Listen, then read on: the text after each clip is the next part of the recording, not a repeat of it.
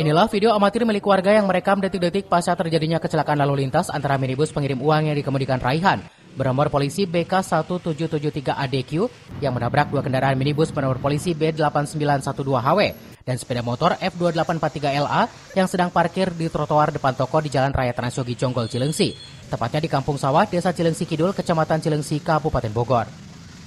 Menurut keterangan Raihan, pengemudi minibus yang mengalami kecelakaan tersebut, terjadinya kecelakaan yang melibatkan 3 kendaraan ini saat itu dirinya sedang melaju kencang dari arah Jonggol menuju Cilengsi. Karena kondisi jalan saat itu sedang sepi, ia melaju di kanan jalan dengan kecepatan tinggi. Lalu pas sampai di lokasi kejadian, kendaraan yang dikemudikannya mencoba untuk ambil posisi ke kiri jalan. Namun naas karena hilang kendali, kendaraan minibus yang berpenumpang 1 orang dan baru mengirim uang ke salah satu bank di daerah Jonggol tersebut naik ke atas trotoar dan menabrak kendaraan yang sedang parkir. Karena benturan sangat keras, kendaraan yang ditabraknya menabrak sepeda motor yang ada di depannya, juga posisi kendaraan yang dikemudikannya hingga melintang di jalan. Akibat kejadian ini, sang pengemudi mengalami luka di pelipis kiri, sedangkan si penumpang yang ikut mengawal dalam pengiriman uang mengalami luka di bagian mata dan harus dilarikan ke rumah sakit terdekat. Saya dari sini ngambil kiri gitu.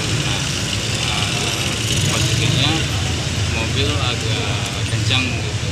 Nah pas ngambil kiri enggak kecepatan, jadi agak terlalu ngambil kiri dan naik ke trotoar nabrak mobil sama motor.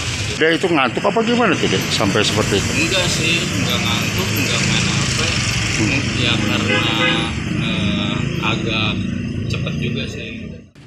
Tidak ada korban jiwa dalam kejadian ini. Akibat kecelakaan ini, 2 jalur dari arah Cilengsi dan Jonggol juga sebaliknya tersendat. Sementara itu, ketiga kendaraan yang terlibat kecelakaan selanjutnya diamankan ke Pospol Unit Gakum Cilengsi Polres Bogor yang menangani kejadian ini. Dari Cilengsi, Kabupaten Bogor, Edi Junaidi melaporkan.